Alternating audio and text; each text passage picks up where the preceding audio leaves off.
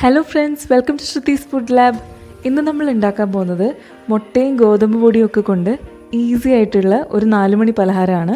അപ്പോൾ റെസിപ്പിയിലേക്ക് കിടക്കുന്നതിന് മുമ്പായിട്ട് ഈ ചാനൽ സബ്സ്ക്രൈബ് ചെയ്യാത്തവരുണ്ടെങ്കിൽ ഉറപ്പായിട്ട് സബ്സ്ക്രൈബ് ചെയ്യുക.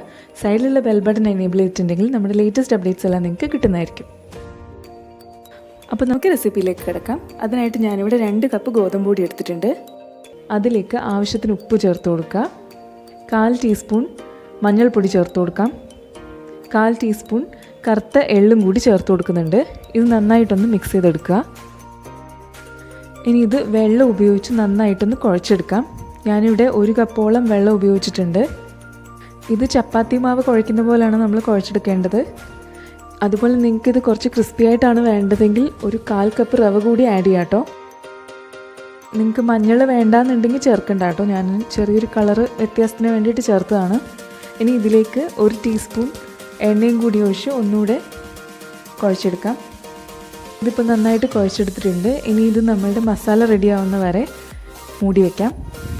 ഫില്ലിംഗ് ഉണ്ടാക്കാൻ വേണ്ടിയിട്ട് ഞാനിവിടെ 2 പൊട്ടറ്റോ ഉപ്പിട്ട് പുഴുങ്ങി ഉടച്ച് വെച്ചിട്ടുണ്ട്. 3 മുട്ട ഇങ്ങനെ ചിക്കി എടുത്തിട്ടുണ്ട്. ഇത് രണ്ടും നമുക്ക് മാറ്റി വയ്ക്കാം. ഇനി മസാല ഉണ്ടാക്കാനായിട്ട് ഞാനിവിടെ ഒരു പാനിൽ 3 ടേബിൾ സ്പൂൺ എണ്ണ ഒഴിച്ച് ചൂടാക്കുന്നുണ്ട്. അതിലേക്ക് 2 മീഡിയം സൈസ് ഉള്ളി ചേർത്ത് കൊടുക്കുന്നുണ്ട്. ഒരു പച്ചമുളകും കൂടി ചേർത്ത് കൊടുക്കാം. എന്നിട്ട് ഇതൊന്ന് വഴറ്റിയെടുക്കാം. ഉള്ളിയുടെ കളറൊന്ന് ലൈറ്റ് ആകുമ്പോഴത്തേക്ക് നമുക്ക് 1 ടീസ്പൂൺ ജിഞ്ചർ ഗാർലിക് പേസ്റ്റ് ചേർത്ത് കൊടുക്കാം. എന്നിട്ട് വീണ്ടും നന്നായിട്ടൊന്ന് വഴറ്റിയെടുക്കാം. ഇതിലേക്ക് കുറച്ച് ഉപ്പ് കൂടി ചേർത്ത് കൊടുക്കാം. ഇതൊരു ലൈറ്റ് ബ്രൗൺ കളർ ആകുമ്പോൾ 1 തക്കാളി അരിഞ്ഞത് ചേർത്ത് കൊടുക്കാം.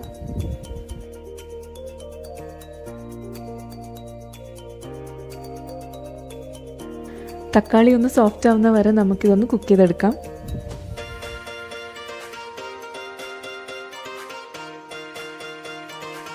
ഇപ്പോൾ തക്കാളി നന്നായിട്ട് സോഫ്റ്റായി വന്നിട്ടുണ്ട്. ഇനി ഇതിലേക്ക് മസാലാസൊക്കെ ആഡ് ചെയ്ത് കൊടുക്കാം. 1.5 ടീസ്പൂൺ മുളക് പൊടി ആഡ് ചെയ്യുന്നുണ്ട്. 1 ടീസ്പൂൺ മല്ലിപ്പൊടി, 1/4 ടീസ്പൂൺ മഞ്ഞൾപ്പൊടി, 3/4 ടീസ്പൂൺ കുരുമുളക് പൊടി.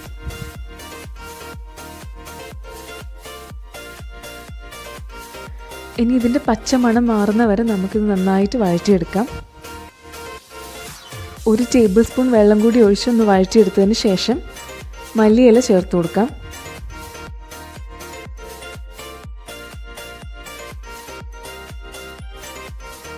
ഇനി ഇതിലേക്ക് ഉപ്പ് ആവശ്യമുണ്ടെങ്കിൽ ചേർത്ത് കൊടുക്കാം. അതിനോടൊപ്പം തന്നെ 1/2 ടീസ്പൂൺ ഗരം മസാല കൂടി ചേർത്ത് വീണ്ടും ഒന്നുകൂടെ വഴറ്റിയെടുക്കാം. ഇപ്പോൾ മസാല റെഡി ആയിട്ടുണ്ട്. നമുക്കിനി ഫ്ലെയിം ഓഫ് ചെയ്തിട്ട് ഇതൊന്ന് തണുക്കാൻ വയ്ക്കാം.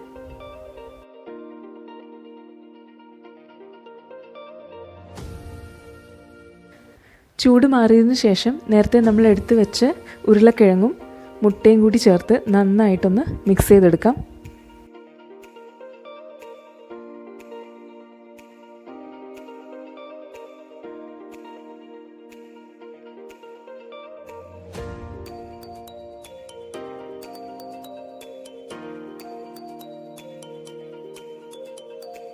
ഇപ്പോൾ നമ്മുടെ ഫില്ലിംഗ് റെഡി ആയിട്ടുണ്ട്.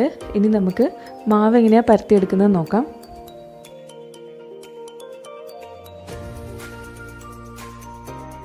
കുറച്ച് മൈദപ്പൊടി വിതറിയതിന് ശേഷം നമുക്ക് ഈ മാവ് ഒന്നുകൂടി നന്നായിട്ട് കുഴച്ചെടുക്കാം. അതിനുശേഷം ഇത് ചെറിയ ബോൾസ് ആക്കി ഉരുട്ടിയെടുക്കാം. എനിക്കിവിടെ ഓൾമോസ്റ്റ് 10 ബോൾസ് കിട്ടിയിട്ടുണ്ട്.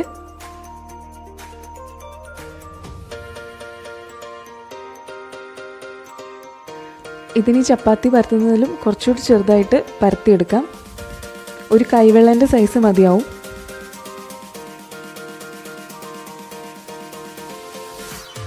ബാക്കിയിരിക്കുന്ന ബോൾസ് കൂടി ഇതേപോലെ തന്നെ പരത്തിയെടുക്കാം.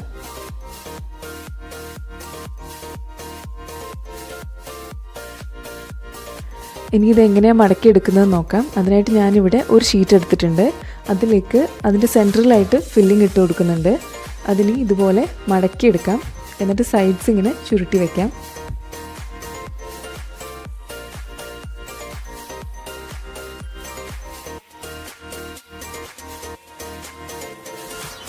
ബാക്കിയിരിക്കുന്ന ഷീറ്റ്സ് കൂടി നമുക്ക് ഇതേപോലെ തന്നെ ആക്കിയെടുക്കാം. നിങ്ങൾക്ക് വേറെ ഏതെങ്കിലും ഷേപ്പിൽ വേണമെന്നുണ്ടെങ്കിൽ ചെയ്യാം കേട്ടോ. ഇത് കുറച്ചുകൂടി എളുപ്പമായതുകൊണ്ടാണ് ഞാനിങ്ങനെ ചെയ്യുന്നത്.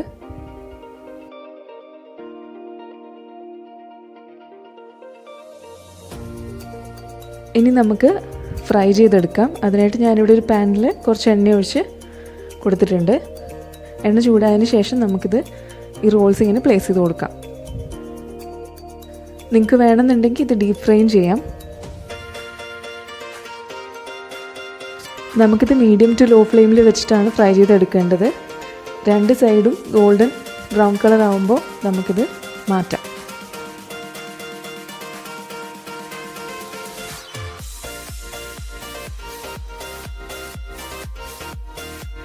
ബാക്കിയിരിക്കുന്നത് കൂടി ഇതേപോലെ തന്നെ നമുക്ക് ഫ്രൈ ചെയ്തെടുക്കാം. ഇപ്പം നമ്മുടെ സൂപ്പർ ഈസി ആൻഡ് ടേസ്റ്റി ആയിട്ടുള്ള ഈവനിങ് സ്നാക്ക് റെഡി ആയിട്ടുണ്ട്. നല്ല ചൂടോടെ ഇത് കെച്ചപ്പിൻ്റെയോ ഏതെങ്കിലും സോസിൻ്റെയോ ചട്നിയുടെയോ കൂടെ നിങ്ങൾക്ക് കഴിക്കാം. ഇന്നത്തെ റെസിപ്പി എല്ലാവർക്കും ഇഷ്ടമായി എന്ന് വിശ്വസിക്കുന്നു. ഇനി വേറൊരു റെസിപ്പി ആയിട്ട് പിന്നെ കാണാം.